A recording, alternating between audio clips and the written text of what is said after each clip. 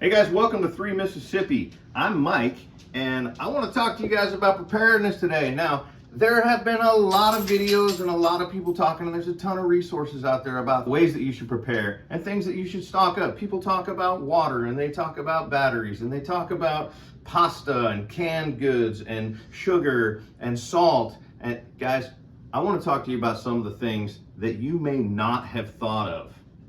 Let's get into it.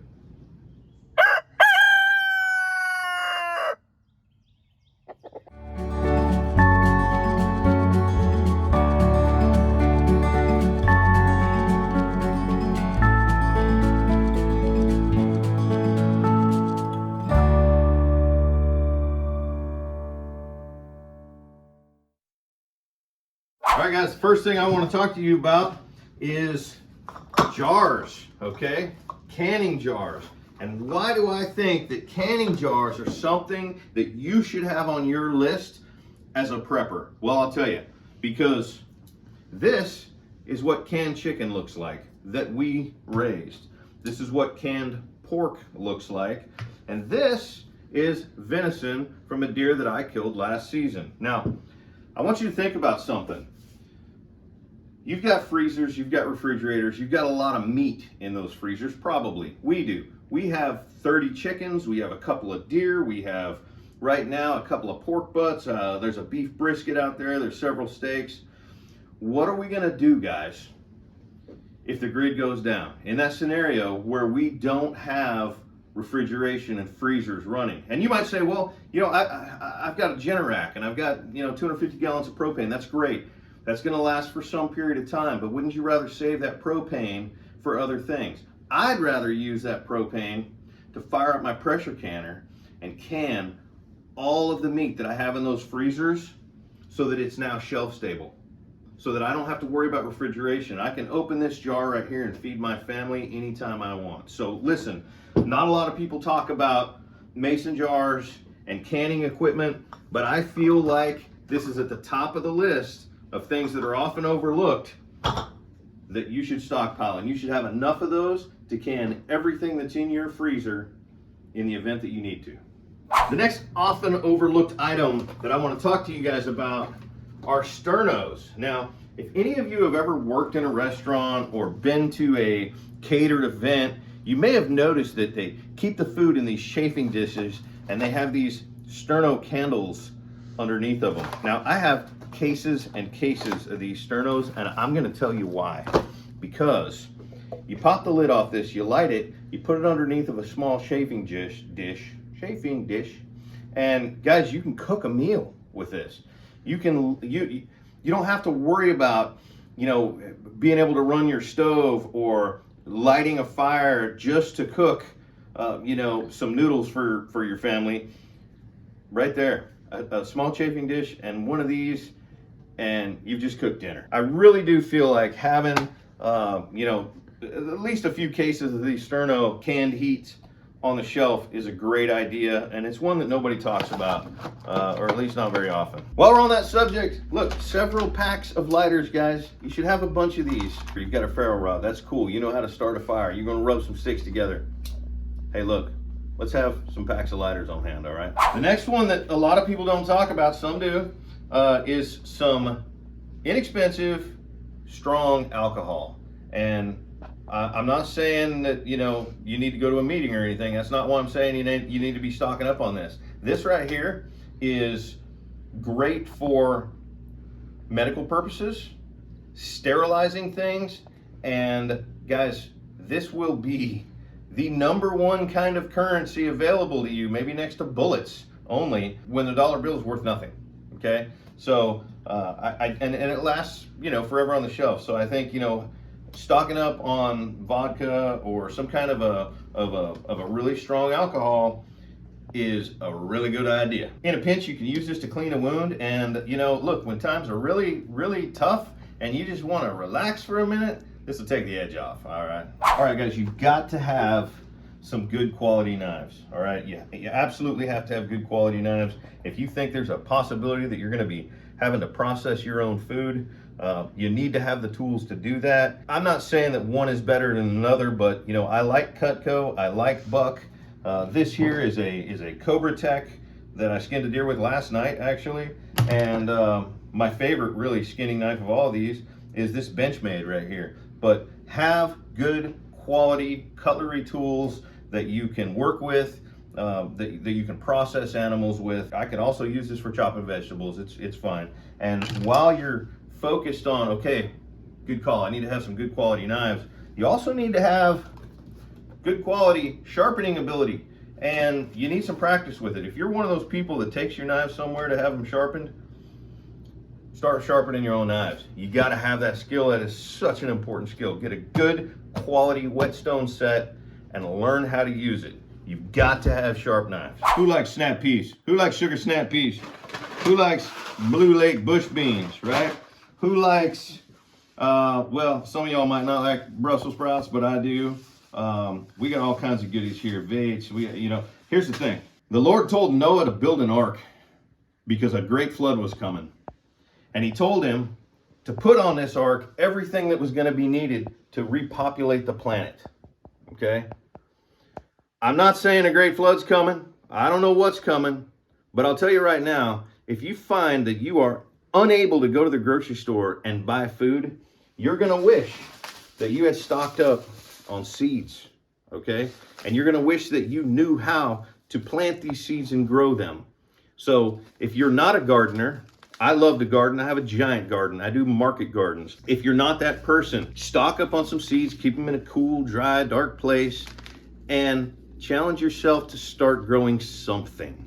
Start with a small garden. Start with radishes. 28, 30 days, you're done. Lettuces are easy to grow. Learn how to grow food and stock up on seeds. This is how you're gonna feed your family if you can't get food at the grocery store. Get some seeds, guys. You've probably seen some of my videos where I harvest my own seeds, and I do. I harvest a lot of my own seeds. I also buy some seeds. As you can see, this is just what I bought this year from Territorial Seed. But as you get more skilled at gardening, you'll learn which seeds you can harvest yourself from your own plants, and and that's when you become sustainable at that point, So learn to garden. I used to tell people to stock a lot of batteries, and sure, keep some batteries, but I've really changed my way of thinking about batteries because I really like things that are rechargeable. Two things that I carry with me no matter what. I could be wearing my pajamas and I have these two things in my pocket, okay? One of them is a high quality Benchmade pocket knife that is very sharp because I sharpen it myself. I like a pocket knife that has a serration down here at the bottom, makes it easy for cutting ropes or seatbelt or whatnot, and then a blade up here, okay? The other is a rechargeable tactical flashlight, okay? I can't tell you how many times I've been somewhere with someone and everybody's looking for a flashlight and somebody's trying to turn the flashlight on their phone, and I'm like, why am I the only one that has a flashlight here, okay? Now this flashlight is rechargeable, guys, okay? See this right here? Put that on there, and I have several. Here's another one made by the same company. These rechargeable flashlights have really changed the way I think about batteries. Now, I'm not saying don't keep batteries. We still keep a lot of batteries. There's still things that use batteries. Our can opener uses batteries, but guess what? Bonus item for you. Keep several of these can openers with your canned goods, because when the power goes out and your electric can opener doesn't work anymore, you're gonna be a little frustrated that you've got cans full of beans and you can't open them, okay? So, again, I'm not telling you don't stock up on batteries. What I'm telling you is think about what are the things I'm using batteries in and how can I shift what I'm doing. I'm gonna put that back in my pocket right now before I forget.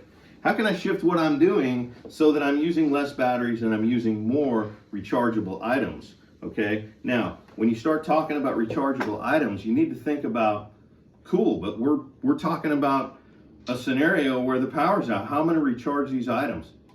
That's a great question.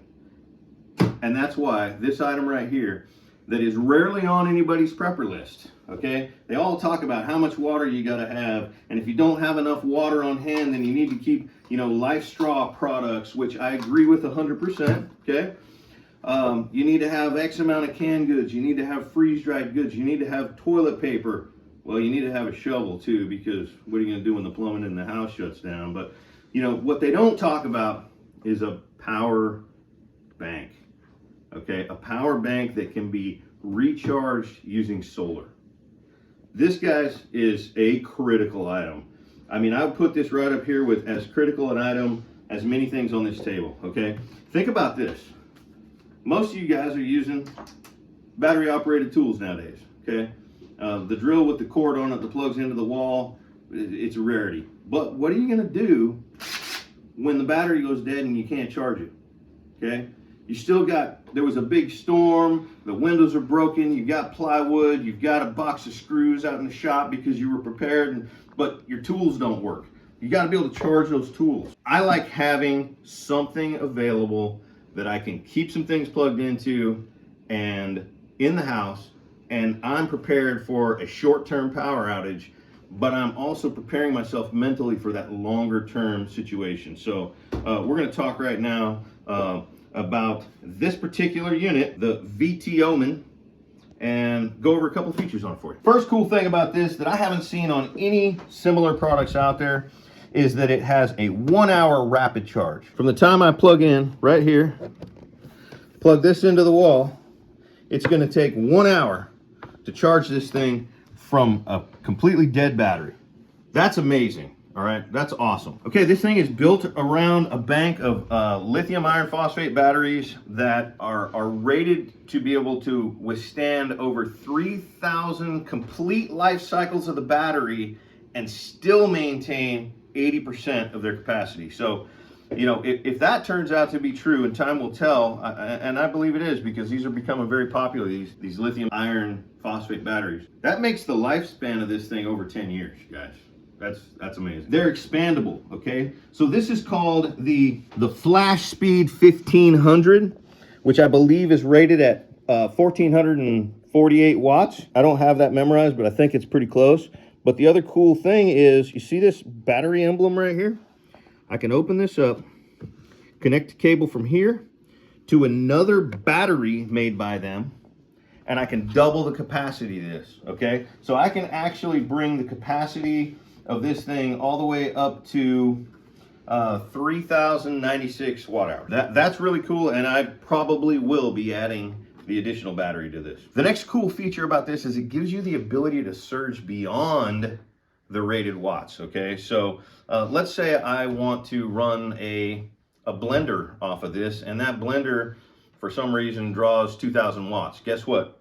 This thing will surge beyond the 1,500 watts that it's rated at. That's a cool, you know, that's a cool thing, because a lot of items out there, if they reach their maximum capacity, they'll just shut off. So the ability to allow this to surge beyond its rated capacity is really cool. And frankly, 1,500 watts is really good. I mean, our toaster, our microwave, our air fryer, all of the units that I might want to run off of this in the event of a power outage, all of them are already under 1,500 watts. So that's great. If you guys are familiar with the term UPS, I'm not talking about, you know, the men and women in brown that deliver the packages to you. I'm talking about uninterrupted power supply. That's a cool feature that they built into this. So you can take this thing and set it on the ground in your home office, plug it into the wall, keep it charged up, plug your computer workstation into it, all right? And in the event of a power outage, let's say you're working on editing a YouTube video and the power goes out, your computer's not going to immediately crash because the power went out, because it's plugged into a uninterrupted power supply. So that's a nice feature. And frankly, you know, some of the units out here that are like this are quite large and a little difficult to carry around. This guy right here, much more reasonable. So if I want to store this in my home office, use the UPS function, the uninterrupted power supply function, but then have to grab it and take it with me if I need it somewhere, it's nice to know that it's there. And one of the places that I might grab it and take it with me is when My buddy calls me and says, hey, my car's dead down the road. Can you give me a jump? Guess what? This thing has the ability to jump a vehicle, okay? There's a connection right here that you can connect to and use it as a vehicle jump start. Pretty cool. I expect to see a lot more people that are building these types of units add that feature. Next, we have a cool flat top design here that I can set things on. Here are the batteries for my drone that are charged and staying charged. My phone's on there. But check this out. Woo! What's going on right there? Oh, got a nice little storage for the additional cables and whatnot that you might use. So we got a couple of different USB cables that come with it. We have the auxiliary unit that we can plug in right here and get power out. The other thing that I may have failed to mention is that connection right there, guys. That is a universal connection for solar panels. And the previous version of this guy right here could only take 200 watts of solar charge in at a time. And you know, I feel like 200 watts was not enough. If you were, let's say you had this thing out in the chicken coop and you were running some heat plates for some baby birds that you're brooding, okay? Again, I'm talking about prepper things, right? We raise our own food, we raise our own birds.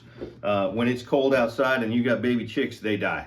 So you got this thing out in the chicken coop and you got some solar panels connected to it. You just saved yourself thousands of dollars of having to run power all the way out there. This heat plate is drawing power during the all night long when there's no solar. Then next day, solar starts charging this, but the heat plates are still drawing power, right? So I was a little concerned that 200 watts of solar in was not going to be enough. But this unit, this version right here, can take 400 watts of solar power in, and that is outstanding. That's amazing. It's a game changer for us. We will be using this for that purpose during the brooding season because I'm very confident that the 4 100-watt solar panels on top of the chicken coop attached to this will keep our birds alive in that brooder and comfortable. This is by far the coolest new thing that we have in our prepper arsenal. I like the size. I like the fact that, I have 3 115, 110, 117 technically, I think, if there's any electricians out there. Outlets, some people call it 110, some people call it 120. I don't even know what to call it. 3 outlets right there. Plug in, stuff works, all right? This right here would be how you would turn on the AC, and this would turn back off the AC. Right now you can see the USB is on, but I could turn it off and now it's no longer charging my devices. See, my phone just said it's not charging anymore. But watch what happens when I push turn it back on. Oh, my phone's now getting charged. Look at that. Yeah, very cool unit, guys. Did I tell you there's a light on the back of it?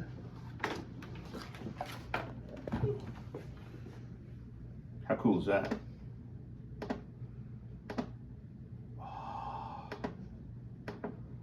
Yeah, pretty cool. Get yourselves a power bank with a solar generator, and from what I've seen, the testing I've done on this one, this is the one that I'm recommending right now. There's going to be a link below with a discount code, so you guys can get yourselves a couple bucks off and get one of these into your prepper arsenal right now. Think about this one, guys. The power goes out, you got no internet. Where are all your recipes, okay? You need to have things printed. You need to have books. Nobody wants books anymore because we got the internet. Why do we need books? You need things to be printed. I have several of these tablets where I have captured all my recipes when I'm doing fermentations, making probiotics, making hot sauce, bulk canning books. So, if you want to reference something and you can't just go, oh yeah, okay, 20 minutes for a pint, and no, in the pressure canner. You need to have this stuff printed, guys. If you have documentation about your firearms, things having to do with how to tear it down, put back together, refreshers, print all that stuff out. Make yourself binders. Have your cookbooks. Be prepared for no internet. I know that's terrifying, isn't it? Entertainment, guys. Have a deck of cards on hand. Be prepared to take a break. Deal out of hand. Sit around a campfire and have some good times for a couple minutes. I think a deck of cards is something that people don't think about. Doesn't take up very much space. Have it in your gear. You'll be thankful. All right, now I told you guys that I was going to talk about things that a lot of people don't already talk about. And I know a lot of people already talk about bullets. But here's the take I'm going to take on bullets, guys, that's going to be a little bit different. I want to talk about what specific caliber I think you should stockpile. Okay? And I'm going to tell you why. This is what a box of 20 bullets for my deer rifle, my primary deer rifle, 6.5 Creedmoor, looks like. That's 20 bullets. Okay? So that is 40 bullets. Think about the footprint that takes up. Okay? This right here, my preferred sidearm is a 9mm. Yours might be a 45 or a 10mm or a 40. But this right here is what 100 bullets of 9mm Luger 115 grain looks like. 100 bullets. This right here, guys, is 100 12 gauge shells. That takes up a lot of real estate right there. 100 12 gauge shells. And this is 250 5.56. Okay? Takes up a decent amount of space. All right? So let's say I wanted to stockpile, 4,000 or 5,000 of these. One, there's the cost of that, and two, there's, where am I going to put them? So, which caliber do I think that you should have the most bullets of? Now, I think all of these, and then some, are, I have some amount of a stockpile for every caliber that I have. But the one that I have the most of, and the one that I believe you should have the most of, is a 22 long rifle. Okay, guys? This right here is what 500 22 long rifle bullets looks like. All right? So if I'm talking about wanting to stockpile 10,000 22 bullets as opposed to 10,000 12 gauge bullets, imagine, or shells, the space difference between the two. Okay? Now, why do I think that a 22 long rifle is probably the best rifle that a prepper should own? Well, let me tell you. One, because the bullets are affordable and you can stockpile a lot of them. Okay? You can afford to shoot it regularly, maintain familiarity and accuracy with it, and don't let anybody fool you. A 22 long rifle is a food-getting machine. Okay? I could, if you told me I could only have one rifle, I'd probably lean towards the 22 long rifle, because I can kill squirrels, rabbits, raccoons, deer. Somebody's saying, you can't kill a deer with a 20. Yes, I can. You can kill a deer with a 22 long rifle. Now, that may not be legal, but we're talking about in a scenario where we don't have to worry about what's legal. We have to worry about feeding our family, okay? A 22 long rifle is probably the most important rifle that any prepper should have in their arsenal. Sure, a bunch of the AR platforms are intimidating and scary if somebody's coming to take what you got. But let me tell you something. You take a Ruger 1022, by far my favorite 22 long rifle, and you put a 25 round banana magazine in that thing, I don't think anybody's going to laugh at it. Okay? Now, is it the ideal self-defense rifle? No, it's not. But it would work for that if I ran out of all my other bullets and the 22 long rifle was what I had left. I'm telling you guys, 22 long rifle are the bullets that you need to stockpile. You need several boxes of these 5.56 or 22, 223, whichever the case may be for you. And you need, many 100-round boxes of your favorite pistol caliber. And, if you've got some high-powered rifles, 308, 6.5 Creedmoor, 30-06, yes, have several boxes of those. And if you have shotguns, have as many shotgun shells as you can store and afford to store. But the one that you need to have coming out your ears is 22 long rifle. That's my take on that. I'll leave you with this, guys. Chance favors the prepared mind. I want you to think about that. Chance favors the prepared mind. All right? It wasn't by chance that you had a first aid kit with you when you took that fall when you were hiking. It wasn't by chance that you had a nice little stockpile of rice and beans when that ice storm hit and you couldn't go to the grocery store for 5 days. It wasn't by chance that Joseph led his people through 7 years of famine, right? It wasn't by chance. It was the prepared mind that made these things happen, okay? The Lord warned Joseph that there was going to be 7 years of famine, but it was going to be preceded by 7 years of plenty, so that he could prepare during those years of plenty to lead his people through the years of famine. I want you guys to think about that. Don't let chance be chance, okay?